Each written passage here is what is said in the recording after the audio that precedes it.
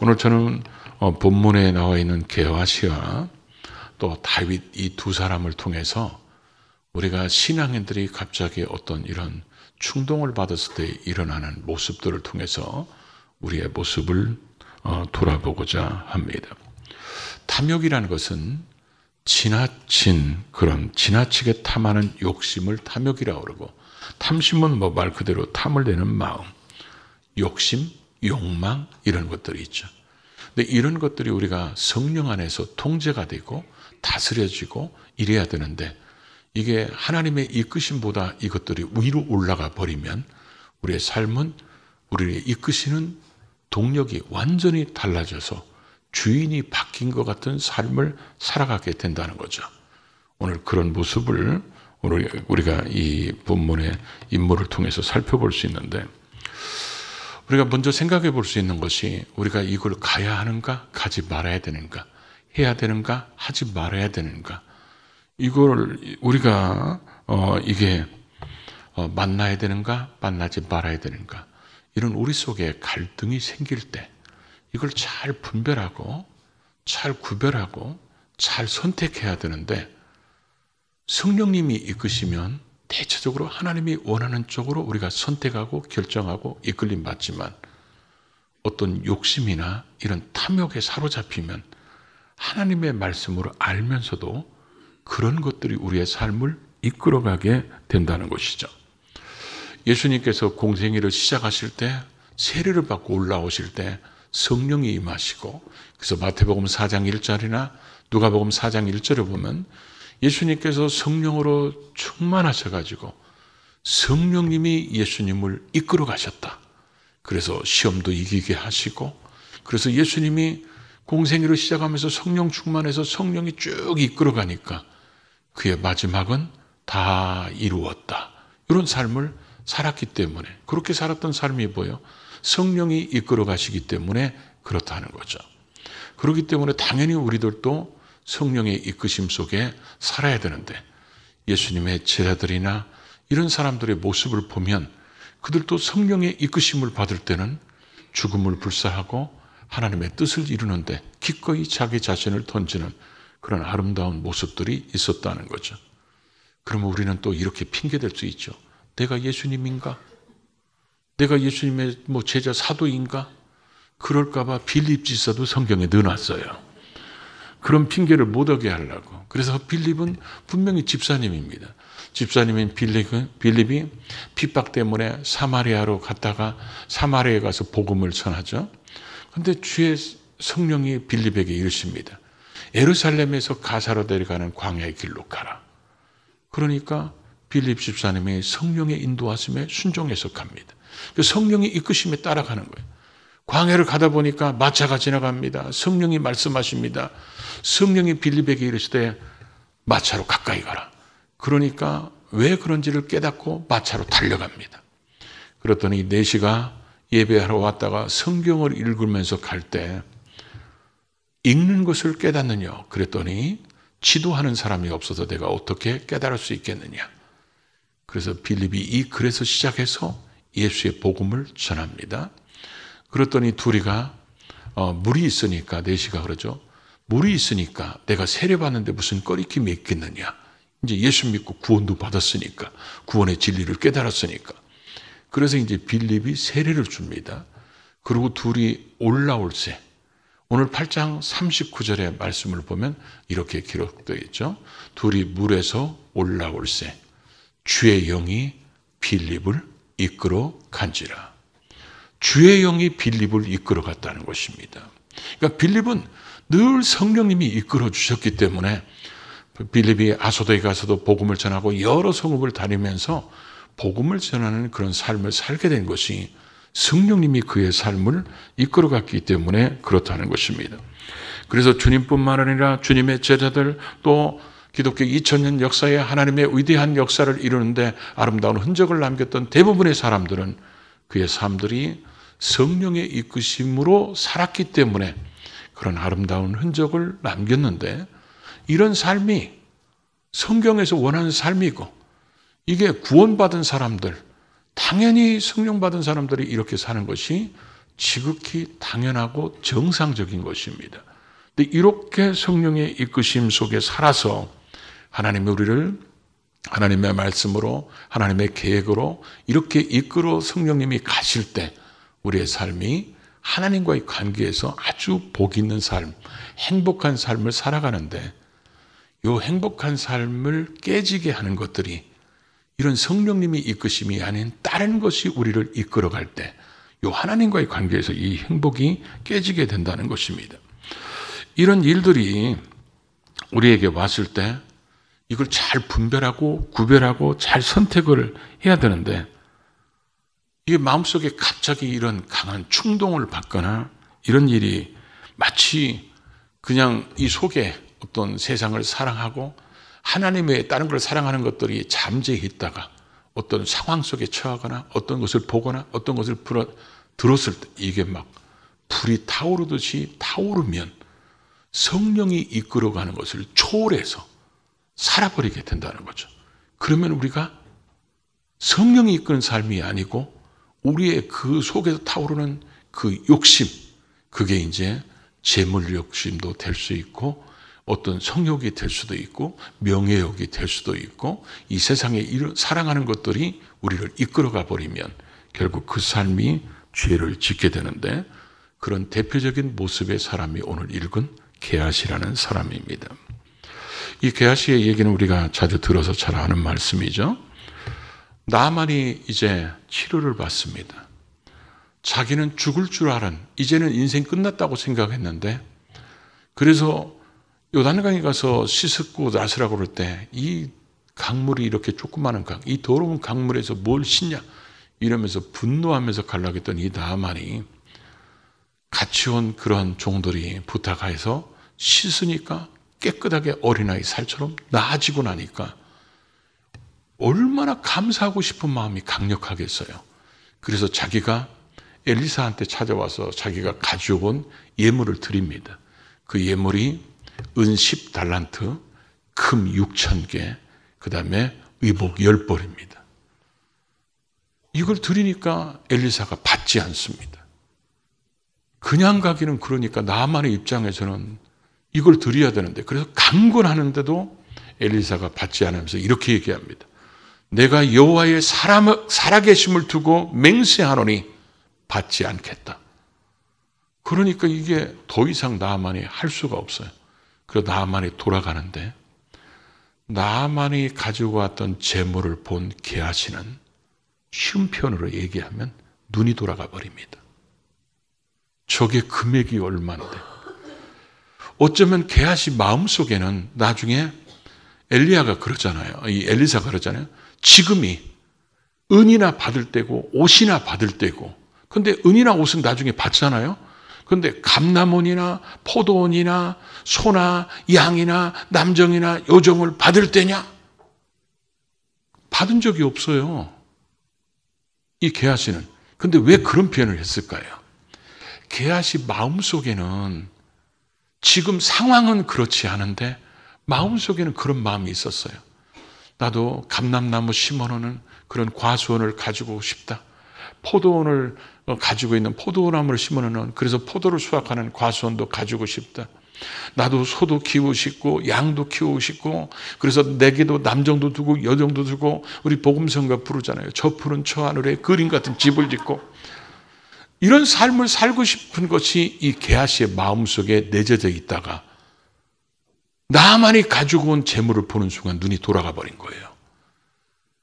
그동안은 늘 엘리사를 통해서 주시는 말씀이 이 게하시를 지배하는 삶이었는데 그 재물을 보는 순간 재물에 대한 그 재물욕, 탐욕이 그를 싹 지배하니까 이제는 엘리사를 통해서 하나님이 주신 말씀이 귀에 들어오지도 않습니다. 그래서 그거를 얘기하는 거 보십시오. 여호와의 살아계심을 두고 맹세하노니 내가 쫓아가서 무엇이든지 얻을 것이다. 지금 자기 스승 엘리사가 했던 말을 똑같이 하는데 엘리사는 안 받는다고 그러는데 자기는 뭐요? 무엇이든지 받아오겠다는 거예요. 뭐 때문에? 하나님 때문에? 엘리사 때문에? 그게 아니잖아요. 마음속에 지금 가지고 있는 저 푸른 저 하늘에 그림 같은 집을 짓고 사는 것 때문에 그 탐욕에 사로잡히니까 엘리사가 여호와의 사심을 두고 맹세해서 안 받는다고 그래도 그는 쫓아가서 여호와의 사심을 두고 맹세하면서 자기는 받겠다. 그래가지고 쫓아가는데 이 탐욕에 사로잡히니까 성 주변에서는 못했겠죠. 성이 이제 멀리 가니까. 왜냐하면 엘리사가 볼 수도 있으니까. 성에서 좀 떨어지니까 놓칠까봐 얼마나 적극적인지 뒤쫓아갑니다. 나중에 나아만이 보니까 뒤에서 누가 오는 것 같지 쳐다보니까 달려왔다고 그랬어요. 그러니까 얼마나 그걸 얻으려고 뒤쫓아가면서 얼마나 달려갔는지. 그래서 달려가면서 뭐를 합니까? 대본을 씁니다. 어떻게 대본을 써요? 저걸 어떻게 달라고 그러지? 그 대본을 써서 대본이 완성됩니다. 그러니까 그 대본은 다 거짓말이죠. 두 청년이 에브라임에서 왔는데 우리 스승님이 그 두 청년에게 은 1달란트 옷 2벌을 주라고 그랬다. 그러니까 나아만이 내려와서 맞이하면서 은 2달란트하고 옷 2벌을 줍니다. 그래서 종에게 가져다 줘라. 그랬더니 자기 집 근처에서 그걸 가져다가 자기 집에 감추고 나서 이제 갑니다. 감추고 나서 갔는데 거기에서 엘리사가 또 어디 갔다 오니까 또 거기서 거짓말을 합니다. 아무데도 갔다 오지 않았다. 이렇게 거짓말을 하죠. 게하시의 이런 모습을 보면 그렇죠. 마치 그게 겉모습만 보면 하나님의 뜻인 것처럼 하나님을 위하는 것처럼 그런 것 같지만 속에는 그의 탐욕이 그를 사로잡아서 탐욕이 그의 삶을 이끌어가는 모습을 보여주고 있죠. 또 하나 그런 예를 들을 수 있는 사람이 다윗입니다. 다윗은 우리가 잘 아는 골리앗을 물리치고 그는 이제 승승장구합니다. 근데 그의 삶 속에는 어렸을 때부터 그 기본적인 신앙이 탄탄하잖아요. 하나님 앞에 늘 기도하고 기도로 진행하고 기도로 마치고 언제나 하나님 앞에 묻고 얼마나 이런 신앙이 하나님이 보시기에 좋았으면 내 마음에 합한 사람이다. 이렇게 얘기할 정도로 정말 대단한 신앙이 다윗입니다. 우리는 다윗과 관계된 사건들을 읽어보면 정말 어떻게 우리는 다윗 같은 사람을 따라갈 수 있을까 하는 아주 위대한 신앙인입니다. 그런 다윗이 나라가 이제 어느 정도 자리 잡고 나라가 이제 군사력이 생기고 주변 나라들을 정복하기 시작하고 그러다 보니까 나라가 안정되니까 이제는 전에는 자기가 직접 나가서 싸워야 되는데 이제는 자기가 나가서 싸울 필요가 없어요. 그래서 요압 장군을 중심으로 해서 암몬과 전쟁합니다. 그때 다윗은 자기 왕궁에서 낮잠을 자고 있었어요. 그러다가 저녁 때쯤 일어나서 왕궁 옥상을 거닐다가 여인이 목욕하는 모습을 보게 됩니다.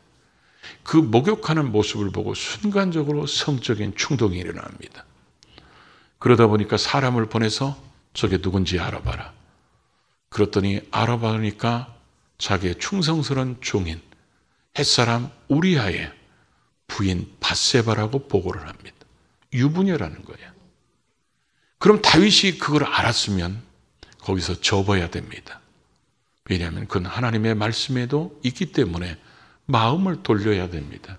그런데 다윗은 그 밧세바를 데려오라고 합니다. 그러고 나서 이제 다윗이 동침을 하게 되는 것을 보게 되죠. 우리는 살아가면서 우리의 삶 속에 이런 재물욕이 생길 수도 있고 이런 성욕이 생길 수도 있고 우리는 왜 그러냐면 지금 우리의 살아가는 이 삶의 터전이 수도원이 아니기 때문에 얼마든지 일어날 수 있어요. 요즘 애들이 그런다고 그래요. 여자 중학교 나오고 여자 고등학교 나오고 여자 대학교 나온 사람 이런 사람들을 뭐라고 부르냐면 수녀원 출신이라고 그런다고 그래요. 수녀원 출신이라고. 근데 우리는 살아가다 보면 육신을 가지고 있기 때문에 얼마든지 성적인 충동을 느낄 수도 있고 재물의 유혹에 빠질 수도 있고 명예욕도 생길 수 있고 우리는 수없이 많은 욕심들이 생길 수 있어요.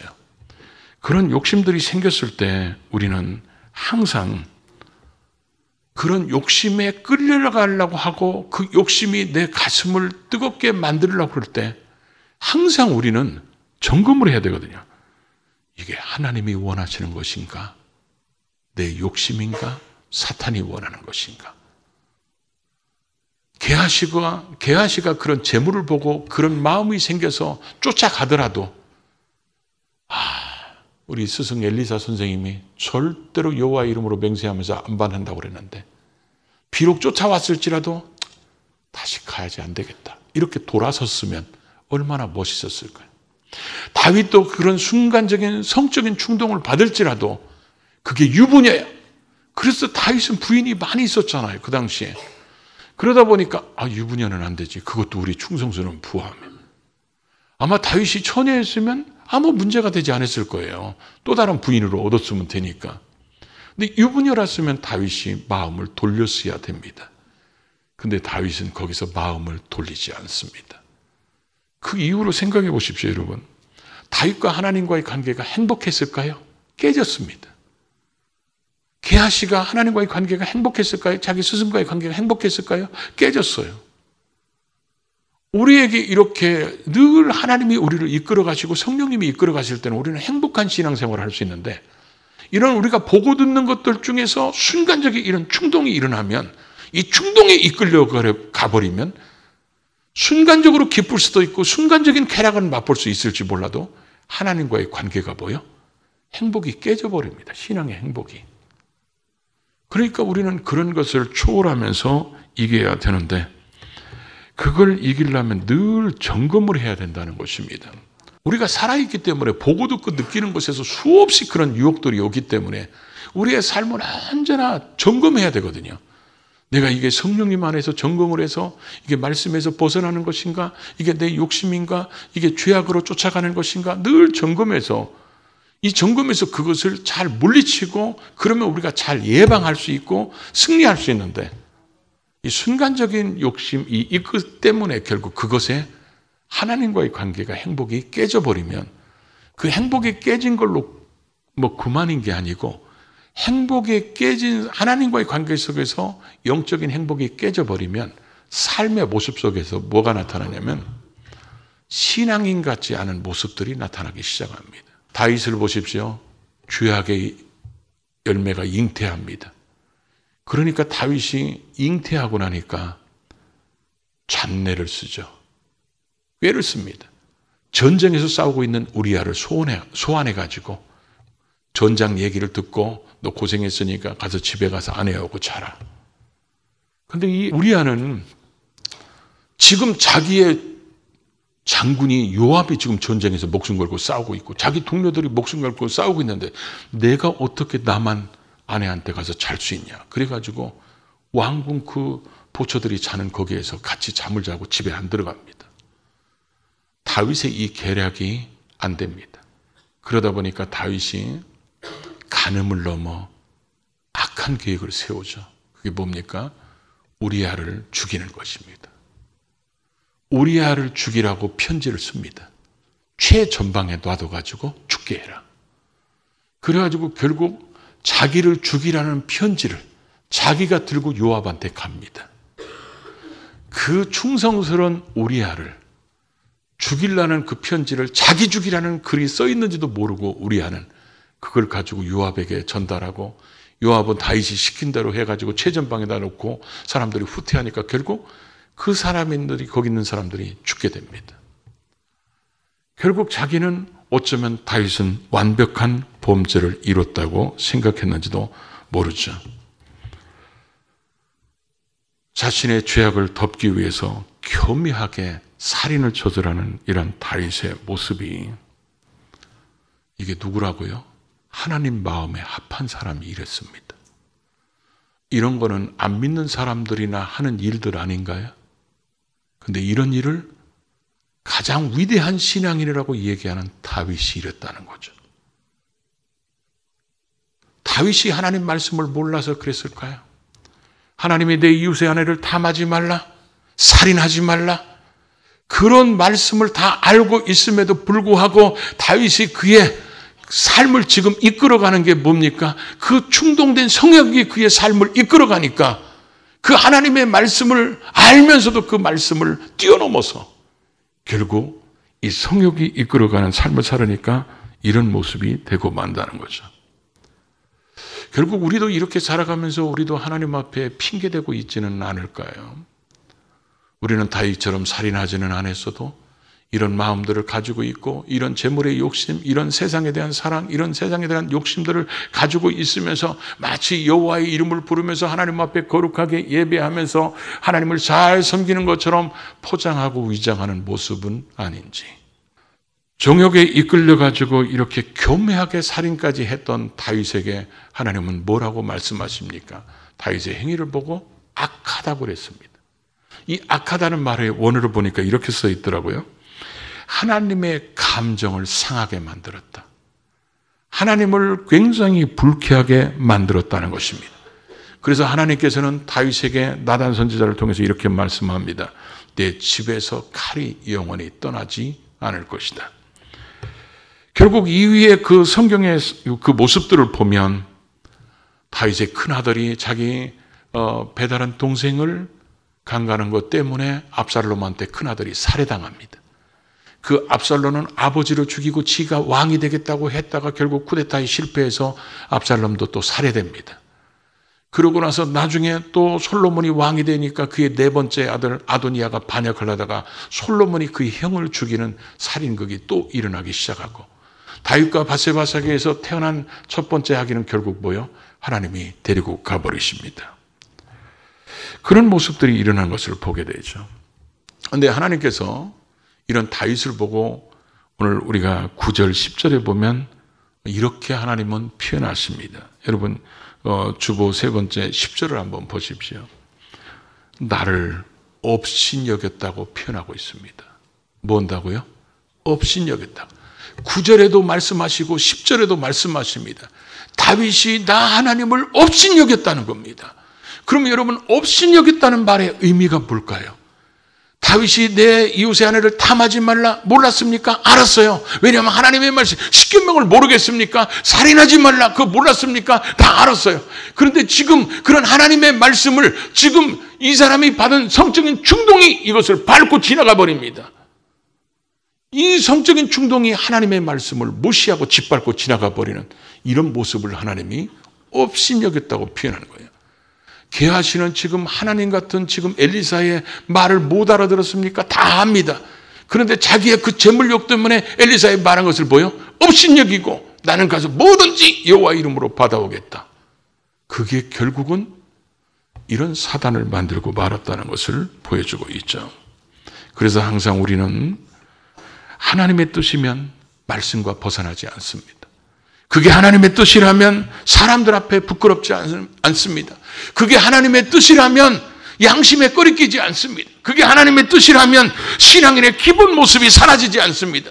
그게 하나님의 뜻이라면 그 일이 이루어졌을 때 결과가 언제나 하나님께 영광이고 다른 사람에게 복이 되는데 지금 게하시나 지금 다윗의 모습을 보면 그게 하나님의 뜻이 아니라는 것은 너무 자명하지 않습니까?